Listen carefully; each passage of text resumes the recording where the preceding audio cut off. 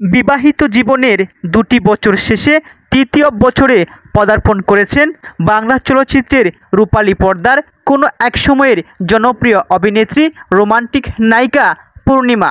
রূপালী পর্দায় অসংখ্য সিনেমায় শুনেছি ওনার প্রেমের গল্প, জীবনের গল্প।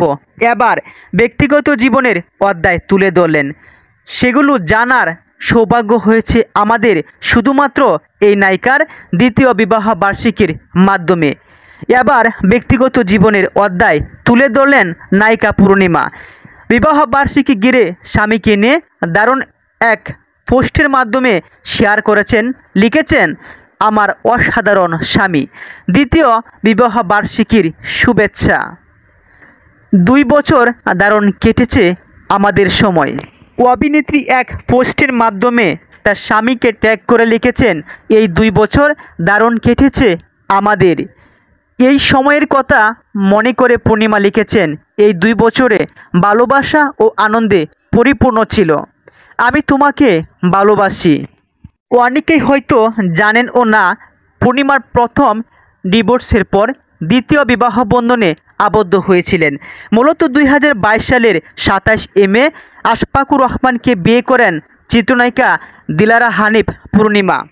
আশফাকের সঙ্গে পরিচয় নিয়ে পূর্ণিমা তখনই জানিয়েছিল, বিয়ের অনুষ্ঠানের ৪ কি ৫ বছর আগে কাজের সূত্রেই তার সঙ্গে পরিচয় হয়। সেখান থেকে একটা ভালো বোঝাপড়া, বন্ধুত্ব হয়েছিল আশফাকের সঙ্গে।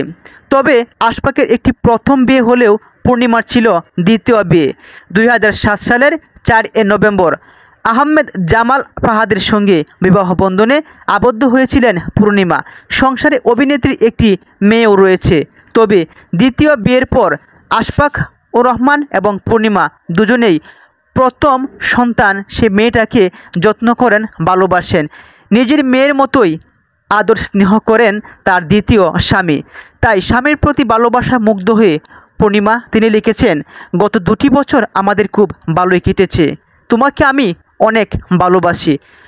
পূর্ণিমার ভক্তরাও তারা চান পূর্ণিমার যেন এই সংসারটি আর ভেঙে না যায়। প্রায় সময় আমরা শুনি অভিনেতা অভিনেত্রীদের সংসার ভাঙার গুঞ্জন, যেমন শরীফুল রাজ, পরিমণি, শবনম বুবলি, অপবিশ্বাস, শবনম ফারিয়া, মিথিলা, এমন অসংখ্য অভিনেতা অভিনেত্রীদের সংসার ভেঙেছে।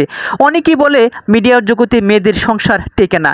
আবার বিয়ের পর অনেক স্বামী মিডিয়ার জগৎ থেকে তার স্ত্রীকে সরিয়ে নিতে চান।